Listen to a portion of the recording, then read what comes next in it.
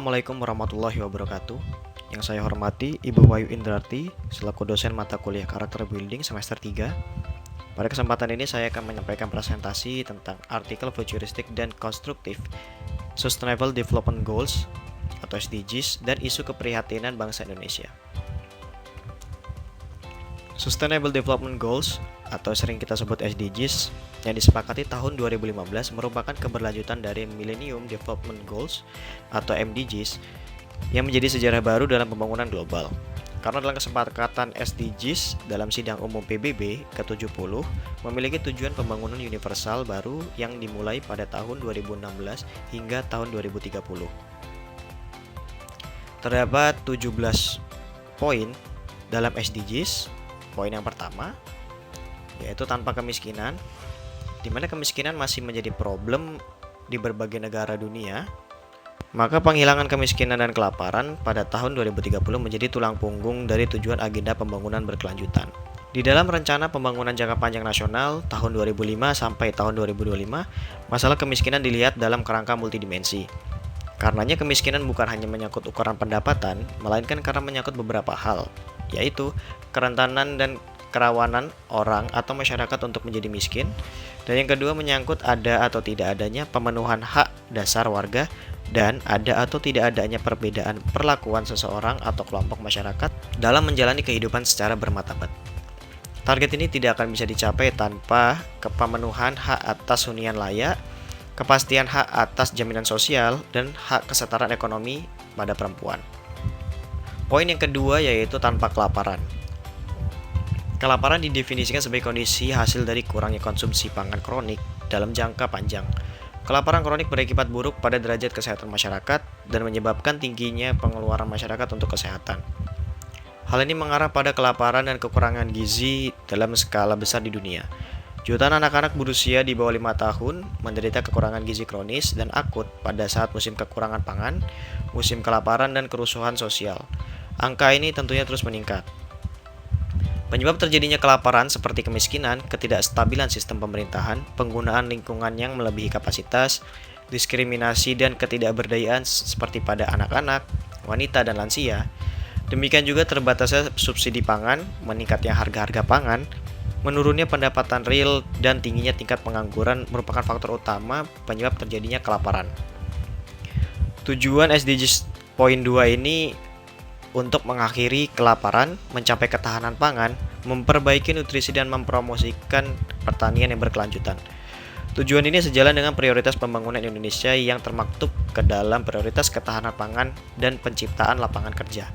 Poin selanjutnya yaitu kehidupan sehat dan sejahtera, di mana isu kesehatan dalam SDGs diintegrasikan dalam satu tujuan yaitu menjamin kehidupan yang sehat dan mendorong kesejahteraan bagi semua orang di segala usia. Terdapat 38 target SDGs di sektor kesehatan yang perlu diwujudkan. Selain permasalahan yang belum tuntas ditangani diantaranya yaitu upaya penurunan angka kematian ibu, angka kematian bayi, pengendalian penyakit HIV atau AIDS, tuberkulosis, malaria, serta peningkatan akses kesehatan reproduksi, termasuk KB. Terdapat hal-hal baru yang menjadi perhatian yaitu yang pertama kematian akibat penyakit tidak menular, yang kedua penyalahgunaan narkoba dan alkohol, yang ketiga kematian dan cedera akibat kecelakaan lalu lintas, yang keempat universal health coverage, dan yang kelima kontaminasi dan polusi air, udara, dan tanah serta penanganan krisis dan kegawat daruratan. Fokus dari seluruh target tersebut antara lain gizi masyarakat, sistem kesehatan nasional, akses kesehatan dan reproduksi, keluarga berencana serta sanitasi dan air bersih. Pembangunan sektor kesehatan untuk SDG sangat tergantung pada peran penting seluruh stakeholder, baik pemerintah pusat, pemerintah daerah, parlemen, dunia usaha, media massa, lembaga sosial kemasyarakatan, organisasi profesi, dan akademisi, mitra pembangunan, serta Perserikatan Bangsa-Bangsa atau PBB. Program yang diusung untuk mewujudkan SDGs dalam bidang kesehatan adalah program Indonesia Sehat dengan 3 pilar. Yang pertama, mengedepankan konsep promotif dan preventif dalam pelayanan kesehatan dan menempatkan kesehatan sebagai input dari sebuah proses pembangunan. Yang kedua, pelayanan kesehatan yang dilakukan dan diarahkan untuk peningkatan akses dan mutu pelayanan. Dalam hal pelayanan kesehatan primer diarahkan untuk upaya pelayanan promotif dan preventif melalui pendekatan continuum of care dan intervensi berbasis resiko kesehatan baik, dalam tatanan tata kelola klinis, tata kelola manajemen, dan tata kelola program. Dan yang terakhir yaitu jaminan kesehatan nasional. Negara bertekad untuk menjamin seluruh penduduk dan warga negara asing yang tinggal di Indonesia dalam pelayanan kesehatan.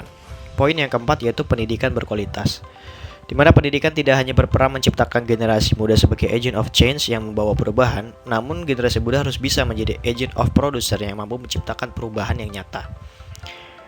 Di internasional, kualitas pendidikan Indonesia berada pada peringkat ke-64 dari 120 negara di seluruh dunia berdasarkan laporan tahunan UNESCO, Education for All Global Monitoring Report 2012. Sedangkan berdasarkan Indeks Perkembangan Pendidikan untuk Semua, Education for All Development Index, Indonesia berada pada peringkat ke-57 dari 115 negara pada tahun 2015. Dalam laporan terbaru Program Pembangunan PBB tahun 2015, Indonesia menempati posisi 110 dari 187 negara dalam Indeks Pembangunan Manusia, dengan angka 0,684. Dengan angka itu, Indonesia masih tertinggal dari dua negara tetangga ASEAN, yaitu Malaysia pada peringkat 62 dan Singapura pada peringkat 11. Berdasarkan hal di atas, tujuan pendidikan diharapkan mampu meningkatkan daya saing Indonesia dalam mendukung SDGs tahun 2030. Poin selanjutnya yaitu kesetaraan gender, di mana diskriminasi berdasarkan gender masih terjadi pada seluruh aspek kehidupan di seluruh dunia. Ini adalah fakta meskipun ada kemajuan yang cukup pesat dalam kesetaraan gender dewasa ini. Tidak ada satu wilayah pun di negara dunia ketiga di mana perempuan telah menikmati kesetaraan dalam hak-hak hukum, sosial, dan ekonomi. Kesenjangan gender dalam kesempatan dan kendali atas sumber daya, ekonomi, kekuasaan, dan partisipasi politik terjadi di mana-mana. Kesetaraan gender merupakan persoalan pokok suatu tujuan pembangunan yang memiliki nilai tersendiri. Kesetaraan gender akan memperkuat kemampuan negara untuk berkembang, mengurangi kemiskinan, memerintah secara efektif. Dengan demikian, mempromosikan kesetaraan gender adalah bagian utama dari strategi pembangunan dalam rangka untuk memberdayakan masyarakat, baik laki-laki maupun perempuan, untuk mengentaskan diri dari kemiskinan dan meningkatkan taraf hidup mereka. Pembangunan ekonomi membuka banyak jalan untuk meningkatkan kesetaraan gender dalam jangka panjang. Poin ke-6 yaitu air bersih dan sanitasi layak. Air bersih dan sanitasi layak adalah kebutuhan dasar manusia. Salah satu poin dalam tujuan pembangunan berkelanjutan pada sektor lingkungan hidup adalah memastikan masyarakat mencapai akses universal air bersih dan sanitasi. Sekretaris Jenderal PBB menetapkan 27 panel tingkat tinggi pada bulan Juli 2012. Panel tingkat tinggi merupakan kemitraan global yang bertujuan untuk memberantas kemiskinan dan mengubah perekonomian melalui pembangunan berkelanjutan, di mana fokus utama adalah pada ketersediaan pangan, air bersih, dan energi yang merupakan dasar dari kehidupan. Perubahan yang paling penting dalam konsumsi berkelanjutan dan produksi akan didorong oleh teknologi, inovasi, desain produk, pedoman kebijakan yang terperinci, pendidikan, dan perubahan perilaku. Panel mengusulkan 12 Universal Goals dan National Target. Target tersebut menyerukan pada negara-negara untuk mencapai universal akses dalam sektor air minum dan sanitasi yang diharapkan dapat tercapai pada tahun 2030. Bank Dunia pada 2014 mengingatkan 780 juta orang tidak memiliki akses air bersih dan lebih dari 2 miliar penduduk bumi tidak memiliki akses terhadap sanitasi. Poin selanjutnya yaitu energi bersih dan terjangkau, di mana dalam 20 tahun terakhir beberapa negara telah melakukan langkah besar dalam mengurangi intensitas energi. Apabila semua teknologi efisiensi energi yang tersedia saat ini diterapkan, konsumsi energi secara signifikan bisa dipangkas menjadi sekitar sepertiga. Namun hanya sebagian kecil dari potensi ini yang terrealisasi. Melalui kombinasi beberapa teknologi efisiensi energi, desain pembangunan yang baik, dan teknologi atap terbarukan yang baru, gedung Zero Net Energy sudah bisa dibangun. Dalam banyak kasus, gedung-gedung tersebut menghasilkan tenaga matahari yang dialiri ke dalam jaringan untuk dipakai pihak lain. Tentunya selain efisiensi energi, reformasi kebijakan dan penghapusan subsidi perlu juga memastikan bahwa negara-negara beralih dari bahan bakar fosil ke energi terbarukan. Kemajuan teknologi yang pesat telah menurunkan biaya energi terbarukan bagi tiap orang. Kita sekarang melihat investasi skala besar dalam energi terbarukan yang sudah umum seperti tenaga air dan juga teknologi maju seperti tenaga panas bumi, matahari, dan angin. Poin ke-8 yaitu pekerjaan layak dan pertumbuhan ekonomi. Menempatkan penciptaan kesempatan kerja sebagai pusat dari pembuatan kebijakan ekonomi dan rencana pembangunan tidak hanya akan menghasilkan peluang kerja yang layak, namun juga pertumbuhan yang lebih kuat, inklusif, dan dapat mengurangi kemiskinan.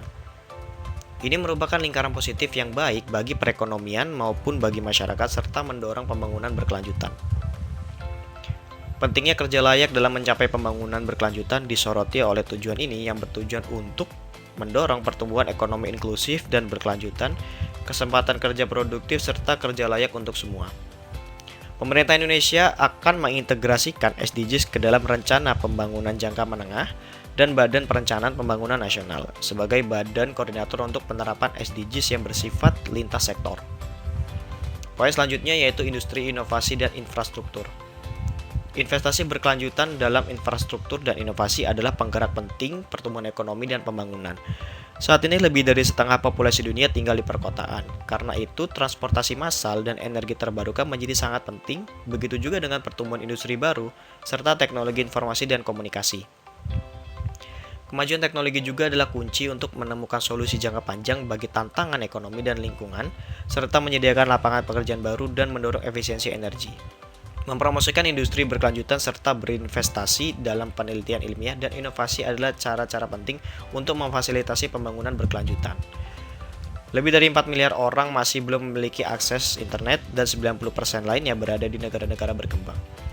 Menjembatani jurang digital ini sangatlah penting untuk memastikan kesetaraan akses pada informasi dan pengetahuan, dan hasilnya nanti adalah mendorong inovasi dan kewirausahaan. Poin selanjutnya yaitu berkurangnya kesenjangan, di mana kesenjangan pendapatan sedang mengalami kenaikan. 10% orang-orang terkaya menguasai 40% dari total pendapatan global. Di lain pihak, 10% orang termiskin hanya mendapat antara 2-7% dari total pendapatan global. Perbedaan yang semakin lebar adalah seruan untuk bertindak yang membutuhkan adopsi kebijakan-kebijakan tepat untuk memberdayakan peraih pendapatan pada persentase terbawah dan mendorong inklusi ekonomi untuk semua orang, tanpa memandang jenis kelamin, ras, atau etnis. Kesenjangan pendapat adalah masalah global yang membutuhkan solusi global. Hal ini melibatkan perbaikan aturan, pengawasan pasar dan institusi finansial, serta mendorong bantuan pembangunan dan investasi asing secara langsung pada wilayah-wilayah yang paling membutuhkan. Memfasilitasi perpindahan dan pergerakan penduduk yang aman juga menjadi kunci untuk menjembatani perbedaan yang semakin lebar. Poin 11 yaitu kota dan pemukiman berkelanjutan. Pertumbuhan kota-kota yang sangat cepat di negara berkembang ditambah dengan meningkatnya urbanisasi mengakibatkan terjadinya ledakan jumlah megapolitan. Di tahun 1990 terdapat 10 megapolitan dengan jumlah penduduk 10 juta atau lebih. Pada 2014 ada 28 megapolitan yang merupakan rumah bagi sekitar 453 juta orang. Kemiskinan ekstrim seringkali terpusat di wilayah perkotaan. Dan pemerintah nasional serta kota berjuang keras mengakomodasi pertambahan populasi di wilayah-wilayah ini. Menciptakan kota yang aman dan berkelanjutan berarti memastikan akses pada perumahan yang aman dan terjangkau, serta memperbaiki pemukiman kumuh. Ini juga melibatkan investasi pada transportasi umum, menciptakan ruang hijau bagi publik, dan meningkatkan perencanaan dan pengaturan perkotaan yang inklusif serta melibatkan semua pihak. Poin selanjutnya yaitu konsumsi dan produksi yang bertanggung jawab. Meraih pertumbuhan ekonomi dan pembangunan berkelanjutan berarti kita harus menyadari pentingnya pengurangan jejak ekologi dengan mengubah cara kita memproduksi dan mengkonsumsi makanan dan sumber daya lainnya. Pertanian adalah pengguna air terbesar di seluruh dunia. Dan saat ini irigasi mengambil sekitar 70% penggunaan air bersih yang layak digunakan manusia. Pengelolaan efisien dalam penggunaan sumber daya alam milik bersama dan cara kita membuang sampah beracun dan polutan adalah target penting untuk mencapai tujuan ini. Selain itu, mendorong industri, bisnis, dan konsumen untuk mendaur ulang dan mengurangi sampah sama pentingnya, seperti halnya juga mendukung negara-negara berkembang untuk bergerak menuju pola konsumsi yang berkelanjutan pada 2030. Poin 13 yaitu penanganan perubahan iklim, di mana buangan gas rumah kaca terus meningkat dan saat ini levelnya berada pada 50% lebih tinggi dibanding pada tahun 1990. Lebih jauh lagi, pemanasan global mengakibatkan perubahan berkepanjangan pada sistem iklim. Kerugian rata-rata tahunan akibat gempa bumi, tsunami, badai tropis, dan banjir terhitung sekitar ratusan miliar dolar. Dan ini membutuhkan investasi sebesar 6 miliar US dollar per tahun untuk biaya pengelolaan resiko bencananya saja. Tujuan ini berusaha mengumpulkan 100 miliar dolar per tahun pada tahun 2020 untuk memenuhi kebutuhan negara-negara berkembang dan membantu mengurangi bencana akibat perubahan iklim. Memperkuat kegigihan dan kapasitas adaptasi wilayah-wilayah yang lebih rentan seperti negara-negara di tengah benua dan negara kepulauan harus berjalan beriringan dengan usaha meningkatkan kesadaran dan memasukkan langkah-langkah pada kebijakan dan strategi nasional. Dengan adanya kehendak politik dan penggunaan langkah-langkah teknologi secara luas, masih mungkin bagi kita untuk membatasi kenaikan suhu rata-rata secara global pada 2 derajat Celcius di atas level pada masa praindustri. Poin selanjutnya yaitu ekosistem laut. Lebih dari 3 miliar orang menggantungkan mata pencarian pada laut dan keanekaragaman hayati pantai. Tetapi saat ini kita melihat bahwa 30% simpanan ikan dunia mengalami eksploitasi berlebih, jauh di bawah level di mana mereka bisa memproduksi hasil yang berkelanjutan. Samudra juga menyerap sekitar 30% karbon dioksida yang dihasilkan manusia, dan kita melihat kenaikan pengasaman samudra hingga 26% sejak dimulainya revolusi industri. Polusi laut yang mayoritas bersumber dari darat telah mencapai level yang mengkhawatirkan, dengan rata-rata 13.000 bagian sampah plastik ditemukan di setiap kilometer persegi lautan. SDGs menciptakan kerangka kerja berkelanjutan untuk mengatur dan melindungi ekosistem laut dan pantai dari polusi yang berasal dari darat, juga untuk menyadarkan akan dampak pengasaman samudra, memperkuat perlindungan dan penggunaan sumber daya laut yang berkelanjutan melalui hukum internasional juga akan membantu mengatasi tantangan yang dihadapi. Poin ke-15 yaitu ekosistem darat. Tumbuhan menyediakan 80% bahan makanan untuk manusia, dan kita bergantung pada pertanian sebagai sumber penting perekonomian dan alat pembangunan. Hutan meliputi 30% permukaan bumi dan merupakan habitat bagi jutaan spesies serta menjadi sumber air dan udara bersih, dan juga sangat penting untuk melawan perubahan iklim. Penurunan kualitas tanah seperti saat ini dan hilangnya tanah yang bisa ditanami mencapai 30 hingga 35 kali jumlah rata-rata dalam sejarah. Kemarau panjang dan perubahan lahan menjadi gurun juga meningkat tiap tahun, mencapai 12 juta hektar dan mempengaruhi komunitas miskin di seluruh dunia. Dari 8.300 hewan yang diketahui, 8% telah punah dan 22% berada di ambang kepunahan. SDGs berusaha melindungi dan memperbaiki penggunaan ekosistem darat seperti hutan, rawa, lahan, dan gunung pada tahun 2020. Mempromosikan pengelolaan hutan yang berkelanjutan dan menghentikan penebangan hutan juga sangat penting untuk menghentikan dampak perubahan iklim.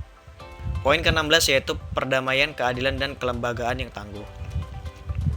Perdamaian, stabilitas, hak-hak asasi manusia, dan pemerintahan efektif berdasarkan aturan hukum adalah jalur penting menuju pembangunan berkelanjutan. Kita hidup di dunia yang semakin terbagi-bagi. Beberapa wilayah menikmati perdamaian yang berkelanjutan, keamanan, dan kemakmuran, sementara wilayah lain terus-menerus berada dalam lingkaran konflik dan kekerasan. Tingginya kekerasan bersenjata, kekerasan seksual, tindak kejahatan, eksploitasi, penyiksaan, dan rasa tidak aman memiliki dampak merusak pada pembangunan negara, mempengaruhi pertumbuhan ekonomi, dan seringkali menimbulkan rasa dendam di antara komunitas yang bisa berlangsung hingga beberapa generasi.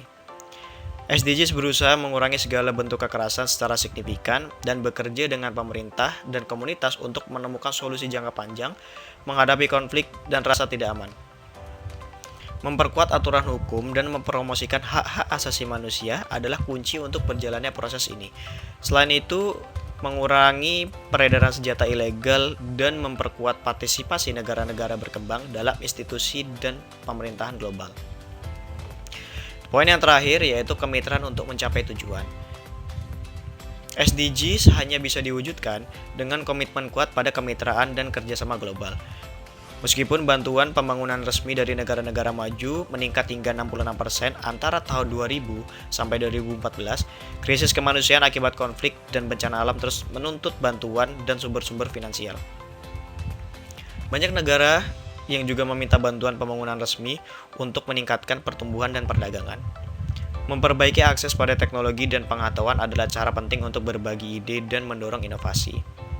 Perlu diberlakukan kebijakan yang terkoordinasi untuk membantu negara-negara berkembang mengelola utang mereka, juga mendorong investasi di negara yang tertinggal karena itu semua sangat vital untuk meraih pertumbuhan dan pembangunan berkelanjutan.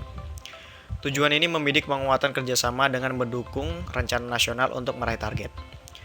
Mendorong perdagangan internasional dan membantu negara-negara berkembang meningkatkan ekspor mereka adalah bagian dari upaya meraih sistem perdagangan yang berdasar aturan universal dan tepat yang terbuka, adil dan menguntungkan semua pihak.